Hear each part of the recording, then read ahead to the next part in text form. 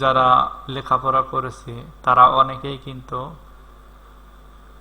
আমরা সবাই, অনেকে না, আমরা সবাই জানি যে আমরা যে গণিত খাতা আমরা অনেকেই ব্যবহার করতাম। আমরা এক একজনই এক এক ভাবে চিনি এটাকে। অনেকে বলি অঙ্ক খাতা, অনেকে বলি গণিত খাতা। আমরা যে কোনো ভাবে সেটাকে চিনতে পারি। এই গণিত খাতার ভেতরে একটি জিনিস খেয়াল করবেন, আমরা কিন্তু সবসময় একটি মার্জিন দিয়ে থাকি। সেটা হতে পারে স্কেল দিয়ে আমরা মার্জিনটা দিয়ে থাকি। আবার অনেক সময় দেখা যায় যে পেজটাকে আমরা বাস করে সেখানে আমরা মার্জিন আকারে বাসটা দিয়ে দিই 1 ইঞ্চি বা 1.5 ইঞ্চি পরিমাণ। এটাই হচ্ছে মূলত আপনার মার্জিন।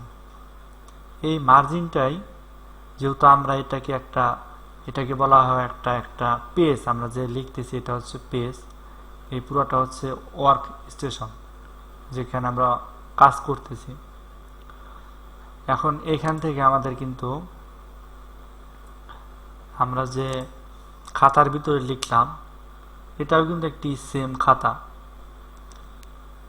এই জন্য এটারে কিন্তু একটি মার্জিন প্রয়োজন পড়তে পারে এই পেজটির বা পৃষ্ঠাটির।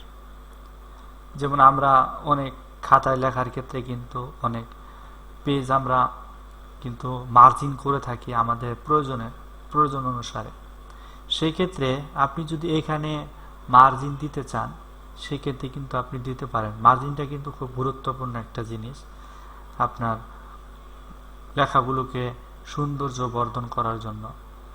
আপনি যখনই মার্জিন ব্যবহার করবেন তখন কিন্তু আপনার যে লেখাটা আছে, লেখাটা কিন্তু ফুটে আসবে, সুন্দর লাগবে একটা অংশ। আর খাতাটাও দেখতে ভালো লাগে। মার্জিন দেওয়া হয় যে খাতাগুলো, ওটা দেখতে একটু অন্যরকম লাগে স্বাভাবিক খাতা।